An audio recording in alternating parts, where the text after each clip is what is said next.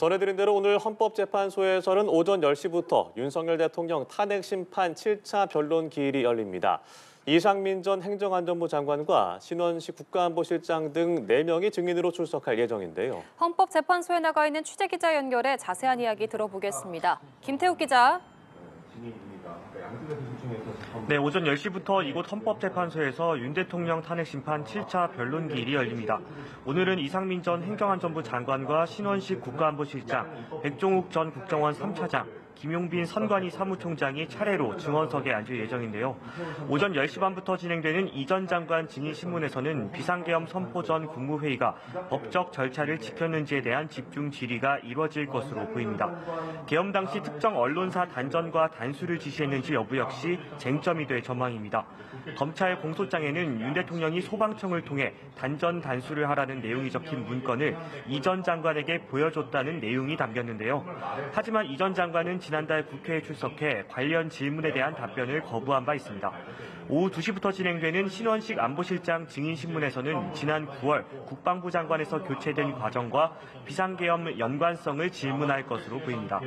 국회 측은 계엄 해제 요구 결의안이 가결된 이후 합참 결심지원실에 있던 윤 대통령을 정진석 비서실장과 신 실장이 함께 대통령실로 복귀시킨 과정에 대해서도 확인할 것으로 보입니다. 예, 오늘 부정선거 의혹을 놓고 국정원과 선관위 증인들의 공방도 벌어질 전망이라고요. 네, 오후 3시 반부터는 윤 대통령 측이 신청한 백종욱 전 국가정보원 3차장, 국회 측이 신청한 김용빈 중앙선관위 사무총장이 90분 간격으로 증언석에 앉을 예정입니다. 앞서 윤 대통령은 선관위 보안 시스템에 허점이 있고 부정선거 의혹이 해소되지 않아 비상계엄이 필요했다고 주장해왔는데요.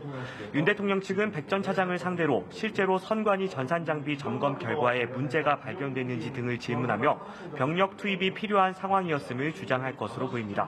반면 국회 측은 기존 선관위 보도자료 등을 토대로 김 사무총장에게 선거 부정이 없었다는 입장을 다지는 질문을 이어가며 공방을 이어갈 전망입니다. 네, 예정된 기일은 이번 주 목요일, 내일 모레 8차 변론이 마지막입니다. 헌법재판소가 기일을 추가 지정할 가능성도 있습니까? 아직까지 헌재는 모레 8차 변론 이후 기일을 추가 지정할지 결정된 바가 없다는 입장입니다. 하지만 한덕수 국무총리와 이경민 국군 방첩사령관 직무대리 등 2명을 증인으로 추가할지 여부도 결정되지 않은 만큼 기일이 늘어날 가능성은 아직 열려 있는데요. 만약 변론 일정이 그대로 8차에서 마무리될 경우 재판관들은 평의와 결정문 작성 과정을 거쳐 다음 달 중순쯤 선고에 나설 것이란 전망이 나오고 있습니다. 한편 윤 대통령 측은 헌재가 검찰이 작성한 피의자 신문조서의 증거 능력을 인정하겠다고 밝힌 것과 관련해 법 체계를 뛰어넘는 재량권을 행사하고 있다며 반발하기도 했습니다.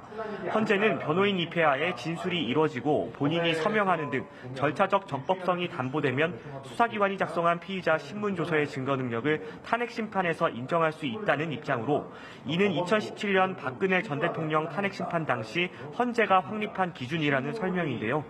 윤 대통령 측은 2020년 형사소송법 개정으로 검사가 작성한 피신조서는 피고인이 그 내용을 인정할 때만 형사재판의 증거로 쓸 수 있도록 바뀌었다며 헌재의 주장은 인권보장 흐름에 역행하는 퇴행적 조치라고 주장했습니다.